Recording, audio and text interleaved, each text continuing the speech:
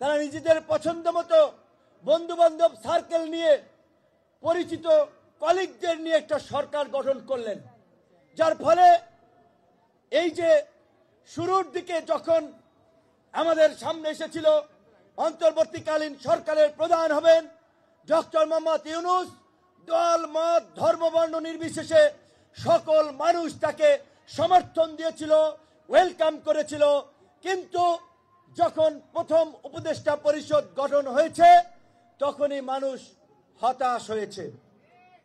দ্বিতীয় দফায় আবার বর্ধিত করা হয়েছে, সেটা দেখে আরো মানুষ বেহুশ হয়েছে। এখন আমরা বারবার বলছিলাম যে এই পরিস্থিতি, এই মাজা ভাঙ্গা কোমর ভাঙ্গা মেরুদণ্ডহীন উপদেষ্টা পরিষদ দিয়ে মোকাবেলা করা যাবে না, জাতীয় সরকার করতে হবে।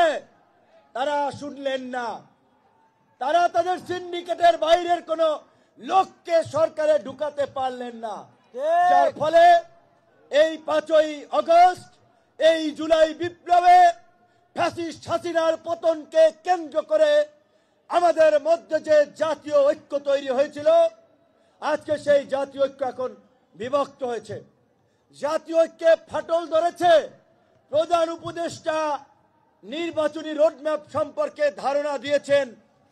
আপনারা যদি সংক্ষিপ্ত নির্বাচন কেন্দ্রিক সংস্কার চান, এই 2025 সালের শেষ দিকে ডিসেম্বরের মধ্যে নির্বাচন হতে পারে। আর যদি বৃহত্তর জন আকাঙ্ক্ষার আলোকে কার্যকর সংস্কার চান, আরো 6 মাস লাগতে পারে। সেখানে ইতিমধ্যেই বিভিন্ন রাজনৈতিক দলের মধ্যে কিন্তু মিশ্র প্রতিক্রিয়া তৈরি হয়েছে এবং বিশেষ করে এই আমাদের ছাত্র নেতৃবৃন্দ সংশ্লিষ্ট নাগরিক কমিটি এবং ছাত্রদেরও কিছু কর্মকাণ্ডে মানুষ আরো ব্যথিত হচ্ছে, হতাশ হচ্ছে। নতুন দল গঠন করা হবে, সেজন্য আওয়ামী আমলে বিনা ভোটে কেন্দ্র দখল করে কাউন্সিলর, উপজেলা চেয়ারম্যান, মেয়র হওয়া, তাদের কাছে সহযোগিতা চাওয়া হচ্ছে। সরকারকে বলতে চাই, আপনারা এখনো সময় আছে, জাতীয় সরকার গঠন করুন। জাতীয় সরকার ছাড়া 6 মাস চলতে পারবেন না। এবং যারা এই গণ অভ্যুত্থানে অংশগ্রহণ করেছে, ত্যাগ স্বীকার করেছে, গণ অভ্যুত্থানের অংশীজনদের মধ্যে জাতীয় ঐক্য এবং সংহতি প্রতিষ্ঠায় গণ অধিকার পরিষদ কাজ করবে।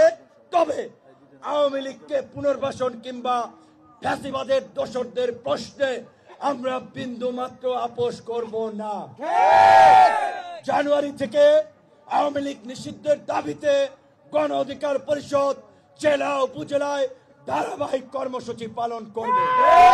আওয়ামী লীগকে শহীদদের রক্তের উপর পাড়া দিয়ে এই গণ অভ্যুত্থান পরবর্তী বাংলাদেশের রাজনীতিতে সুযোগ দেওয়া হবে না।